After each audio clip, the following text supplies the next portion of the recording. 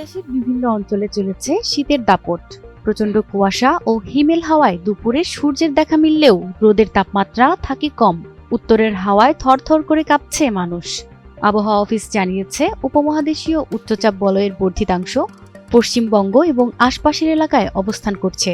মৌসুমের স্বাভাবিক লঘুচাপ দক্ষিণ বঙ্গোপসাগরে অবস্থান করছে। এর একটি বর্ধিতাংশ উত্তর পূর্ব বঙ্গোপসাগর পর্যন্ত বিস্তৃত রয়েছে। 31 ডিসেম্বর বুধবার সন্ধ্যা 6টা থেকে পরবর্তী 120 ঘন্টা বা 5 দিনের আবহাওয়ার পূর্বাভাসে এই তথ্য জানায় আবহাওয়া অধিদপ্তর।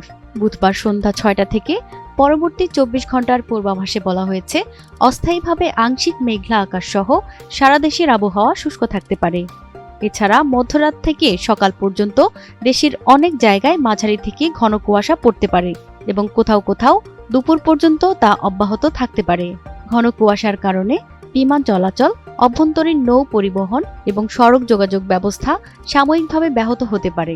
এছাড়া মাদারীপুর, গোপালগঞ্জ, রাজশাহী, পাবনা ও সিরাজগঞ্জ জেলাসহ খুলনা ও বরিশাল বিভাগের উপর দিয়ে মৃদু থেকে মাঝারি ধরনের শৈত্যপ্রবাহ বয়ে যাচ্ছে এবং কোথাও কোথাও তা অব্যাহত থাকতে পারে। এই দিন সারা দেশে রাতের তাপমাত্রা সামান্য বাড়তে পারে এবং দিনের তাপমাত্রা 1 থেকে 2 ডিগ্রি সেলসিয়াস বাড়তে পারে। কুয়াশাচ্ছন্ন আবহাওয়ার কারণে শীতের অনুভূতি বিরাজমান থাকতে পারে।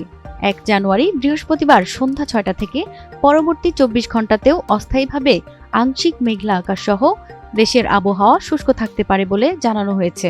এই দিন ঘন কুয়াশার কারণে বিমান চলাচল, অভ্যন্তরীণ নৌ পরিবহন এবং সড়ক যোগাযোগ ব্যবস্থা সাময়িকভাবে ব্যাহত হতে পারে বলে আভাস রয়েছে। পরদিন শুক্রবার সন্ধ্যা 6টা থেকে পরবর্তী 24 ঘন্টাতেও আবহাওয়া প্রায় অপরিবর্তিত থাকবে, তবে রাতের তাপমাত্রা সামান্য বাড়তে পারে। শনিবার সন্ধ্যা থেকে পরবর্তী 24 ঘন্টায় দেশের কোথাও কোথাও মাঝারি থেকে ঘন কুয়াশা পড়তে পারে। সপ্তাহের পঞ্চম দিন সন্ধ্যা 6টা থেকে পরবর্তী 24 ঘন্টাতেও আবহাওয়া প্রায় অপরিবর্তিত থাকবে। প্রতিমা সরকার, এনটিভি অনলাইন।